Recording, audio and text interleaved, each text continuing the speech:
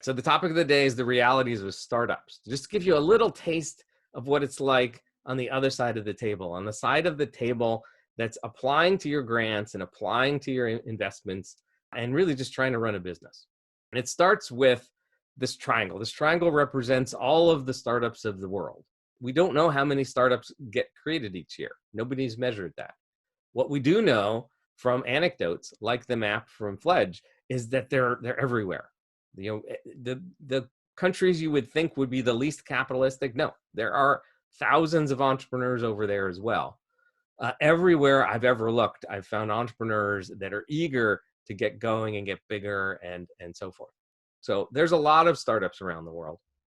Almost none of them get funded by anyone except the founders.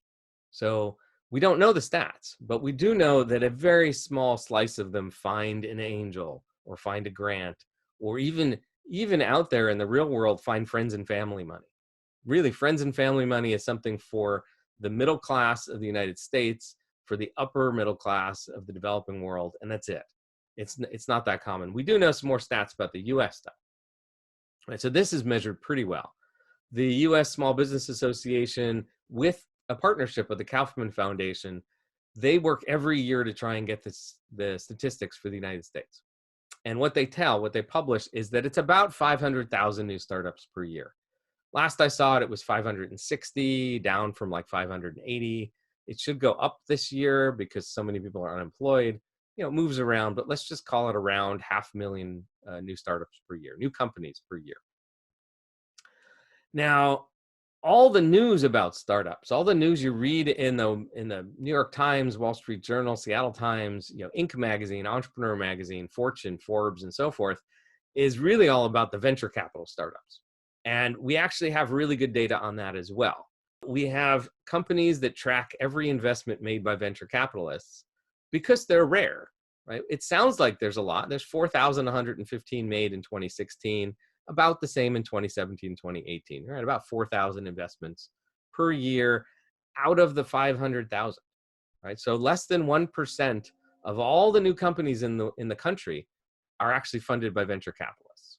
So you think of this as the tip of the spear. They're looking for the fastest, highest growth, biggest potential companies. So we'll put those at the bottom in this case, because the masses of companies are nowhere near that. The masses of companies are little tiny 1-person, 2-person, 3-person shops funded by the founder. We know from the SBA and the Kaufman Foundation, the average amount of money put into a new company is about $17,000, and it's almost all done on credit cards and savings. So we got 4,000 companies backed by venture capitalists per year, out of maybe 20 or 30,000 that would like to be. They're in that range that they think they can be backed by venture capitalists. Now, the VCs, they make these investments expecting the companies to grow by a factor of 10. That's kind of their MO, at least a factor of 10. And every single time they make an investment, they expect that the company is going to grow by a factor of 10, that it's going to be a big hit, that someone's going to buy them, or on a rare occasion, have a public offering, go on the stock market.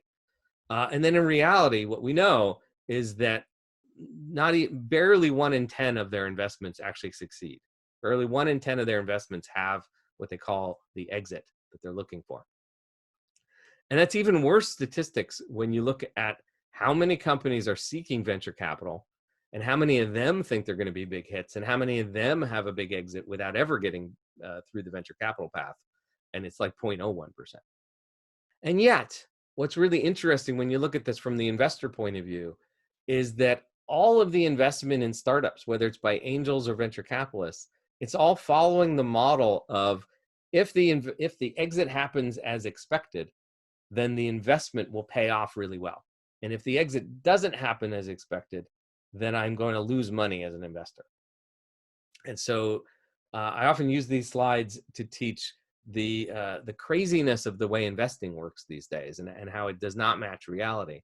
But I promised you to talk about the startups. And so on the startup side, all these companies all these entrepreneurs think their company is going to be the big hit. And very, very few of them actually are the big hits. That's why they make the news. That's why when WeWork is going public, no matter how bad the company actually is internally, it's big news. because so few companies get to that scale. Now, the other thing that falls out of here is that if you talk to the VCs, or if you talk to the angels and the venture capitalists, they'll tell you that most of the companies in the country are, quote, unfundable. And I put that in quotes on purpose. They're not unfundable as in they're not good investments. They're not unfundable as in their mission isn't important to the world and they need money to go do it. They're unfundable because they're never going to be one of those 0.1% companies that have the big exit. That makes them unfundable. And in one of the lessons in those 10 weeks, I'll teach you a new technique for investing that gets rid of this crazy unfundable part.